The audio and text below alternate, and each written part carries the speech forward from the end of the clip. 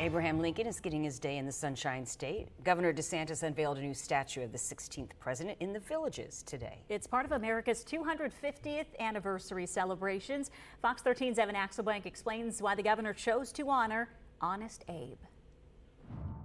Abraham Lincoln was never in Florida, but the governor says he's the perfect president to honor because he had humble beginnings.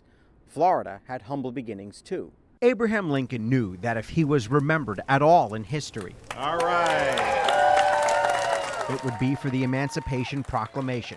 And that's exactly what's in his hand here. Well, whatever we have, he had worse. We should put in perspective. I mean, he got elected president of the United States and half the country left. That includes Florida, whose lawmakers were so worried that he would end slavery that they rendered it the third state to secede in 1861. Lincoln hadn't even been allowed on its presidential ballot. Today, his likeness stands over the state in honor. At the beginning of his second term, obviously tragically assassinated, and it cut short his life, but it hasn't cut short his legacy. His legacy is enduring. In celebrating the 250th anniversary of the signing of the Declaration of Independence, the governor has included Lincoln in a bevy of statues that he's unveiled. George Washington in Tallahassee, James Madison on Big Bend, oh yeah, and Calvin Coolidge in Polk County. It's an effort to celebrate America and make Floridians more aware of what historical figures actually did. He was largely self-taught, which is really remarkable. Only 140,000 lived in Florida while Lincoln was president, including 60,000 slaves. DeSantis praised Lincoln for his perseverance in fighting the 1857 Dred Scott decision, which outlawed black citizenship and allowed for the further spread of slavery.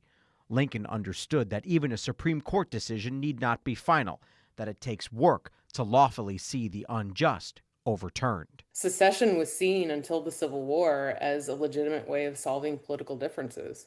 And Lincoln, at the beginning of the war, really wanted to assert that the Union was binding. Lincoln was never here, but he did understand Florida's strategic import. He pushed for Union success in Pensacola and in Key West, given they were critical ports.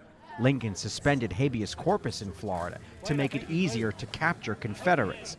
Therefore, Lincoln was not well loved in Florida, at least not yet. Lincoln, again, was a divisive figure in 1860, but now, given the passage of time, he's seen as somebody who was unifying in many ways. Turns out Lincoln was slightly off about one thing.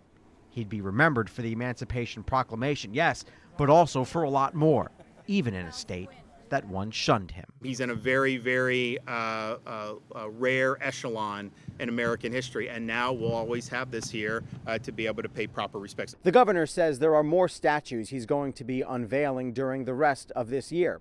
Those include Andrew Jackson and Ponce de Leon, the first European to visit Florida. Evan Axelbank, Fox 13 News.